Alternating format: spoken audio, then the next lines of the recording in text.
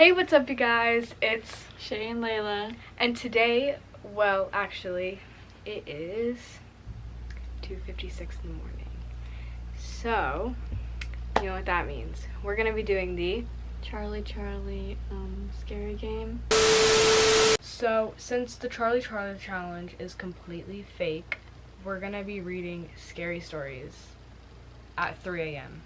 So the first one is called Mom Averts Danger. I posted this on my other account, copying and pasting it here. The scariest thing I've had happen while camping.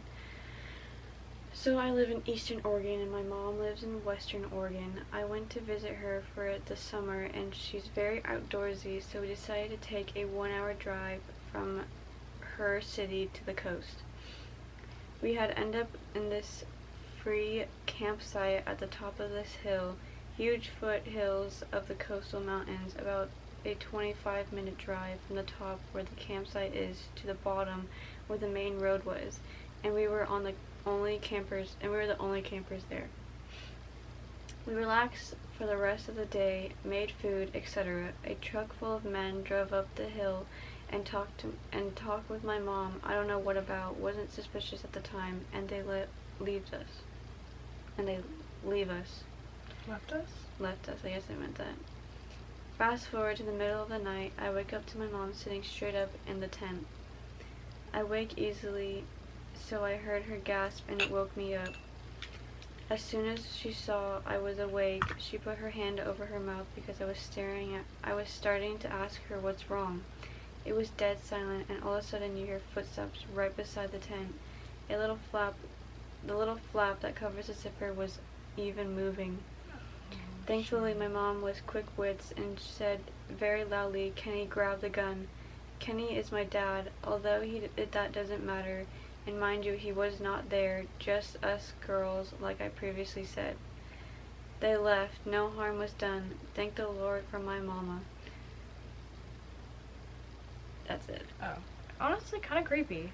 That is very creepy. If I was going camping and the tent completely just started opening, I would throw that bitch in a fire right then and there and run. Well, no, I think it's the people that came and talked with her mom came back, and like, since I knew that they were the only people there in the campsite, they came back to try and like scare them or like kidnap them.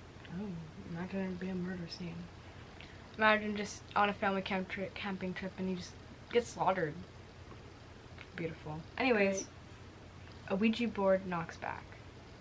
In high school, my friends and I were messing around with an Ouija board one night. We had done it before and nothing remarkable had ever happened. We usually did try to scare each other and others. What the fuck? Wait, hold on. We did it to try to scare and to... What the fuck? We usually did it to try and scare each other or our girlfriends. Our girlfriends. It's our girlfriends, not our girlfriends. Anyways, we thought it was a joke. That night there was no one else home except for the 7 of us, and we were all together around the board. One of the girls there wanted to try it. She had never done it before. This time was different. The board misspelled some of the words the same way every time.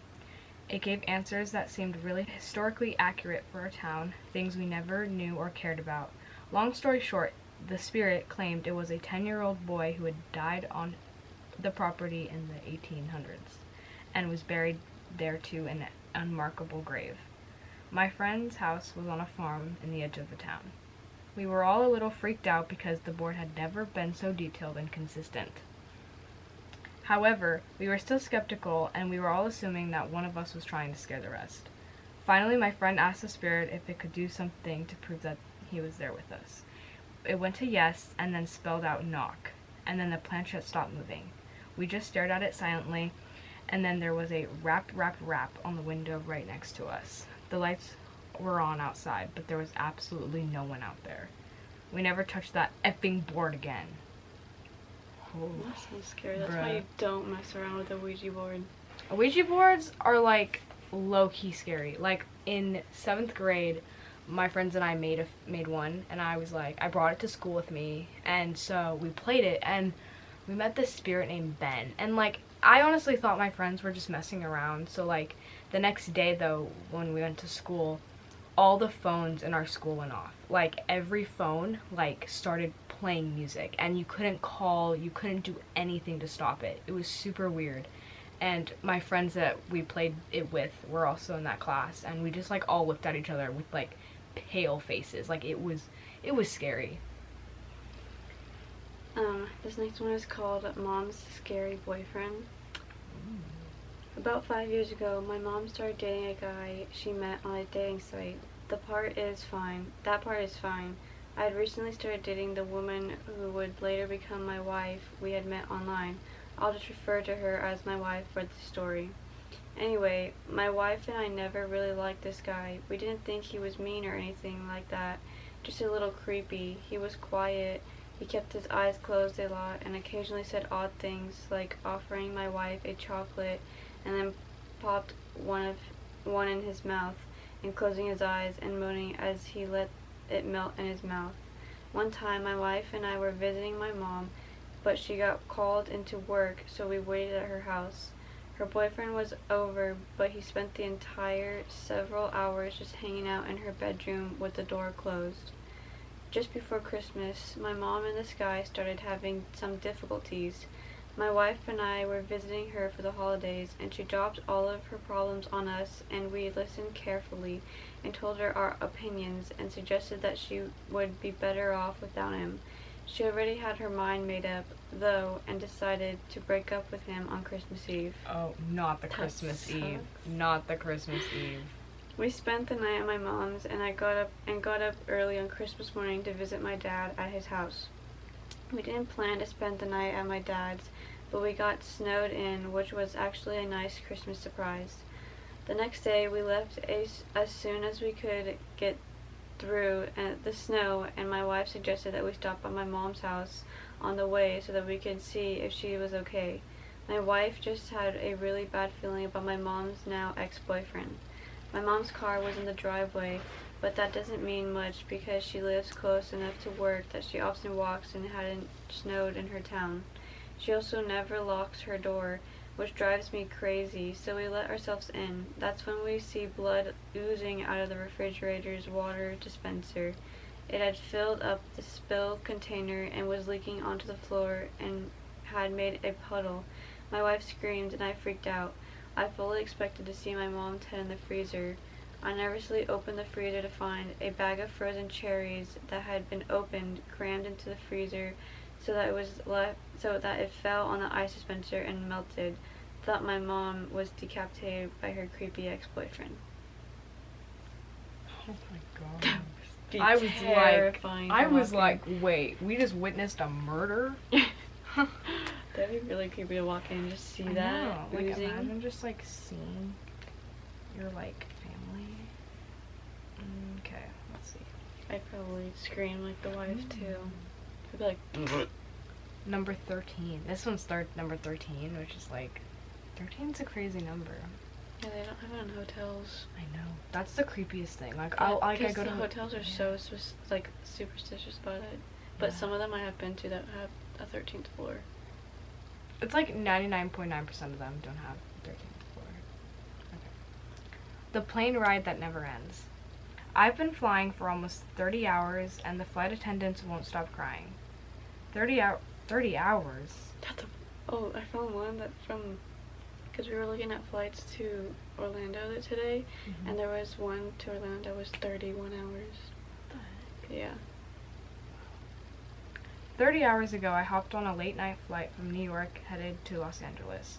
After boarding, I saw that I had an entire row to myself. Takeoff, passed out without an incident. Soon I was stretched out for a nap across the row. I slept for a few hours. I didn't know how long, but I woke up to some severe turbulence. It's possible that the lights in the cabin went out for a moment, but I was so disoriented that it was hard to say. I checked my phone to see that it was 4:03 a.m., which I figured gave me about an hour until we landed. When I looked out my window, I was shocked to see nothing but wide open ocean. My jaw dropped. There is obviously no ocean between New York and Los Angeles. I hit the button to call the flight attendant and spent the next few minutes whacking my brain for a lake that could have been possibly big enough to explain what I was seeing. I jumped when the flight attendant flipped off the lights. She was grinning from ear to ear, and tears were pouring down her cheeks. "How can I help you, sir?" she asked. I froze for a moment at her reaction before deciding to ask my question. "Where are we? Why does it look like we're flying over an ocean?"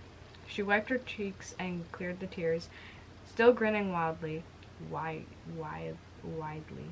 "Sir, we'll be landing in about an hour."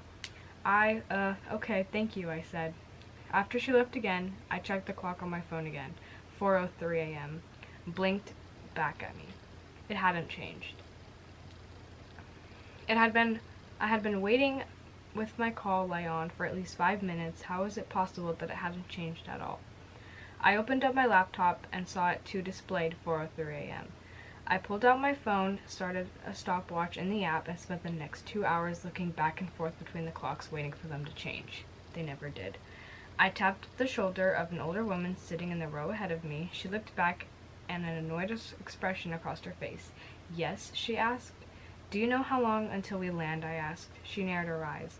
"The flight attendant said it would be another hour." I shook my head in confusion. The flight attendant? We talked almost 2 hours ago. We should have landed already. She stared at me as if I was crazy. I was going to continue trying to convince her, but I felt a hand on my shoulder. I spun to see a male flight attendant grinning down at me, tears pinging off his cheeks onto my shoulder. "Sir, I'm going to ask you to calm down or I'll be calling the captain." I told him that it wouldn't be necessary and sat back. He removed his hand and stepped away. The flight attendants continued to stop by every few hours offering meals. My stopwatch continued to tick up and is now telling me that I've been on this plane for more than 30 hours. I explored all of the coach and tried to talk to some of the other passengers, but they've all told me that they're expecting to land in an hour or so. Around 3 hours ago, I tried getting into first class. I made it past the curtain, but was escorted back by 2 grinning flight attendants. Their grips on my arms were like iron. "Sir, the seatbelt sign is on," one said. "Please remain in your seat with your buckle fastened. We'll be landing in about an hour." I'd just about given up hope when a woman came down the aisle dressed in a business suit. She didn't look at me or slow down, but she dropped a piece of paper onto my tray as she made her way to the bathrooms at the back of the plane. I shot a look around before unrolling it. It said, "Are you stuck too?" I pulled out a pen and wrote, "Yes, it's been 30 hours." I folded the scrap of paper up and set it on the tray closest to the aisle. She left the bathroom and picked it up as she passed. It's been 22 minutes since then. I don't know why, but I don't think the flight attendants would like it if they knew we were talking. It doesn't matter. I have to do something. I will update you with whatever happens next. And there's nothing after that. There's nothing else. Honestly, that just sounds like a story made up. Yeah. Or like... Because, first of all, it starts off with the 32 hours or whatever. I know. And then it just ends with that it was been 32 hours. 32 hours ago, I hopped into a late flight. Oh, I guess maybe he's, talking about how he hopped on the plane. Thank you guys so much for watching. We hope you liked the video. Make sure you like and subscribe. And comment for more. Like this video so that we'll know to make more.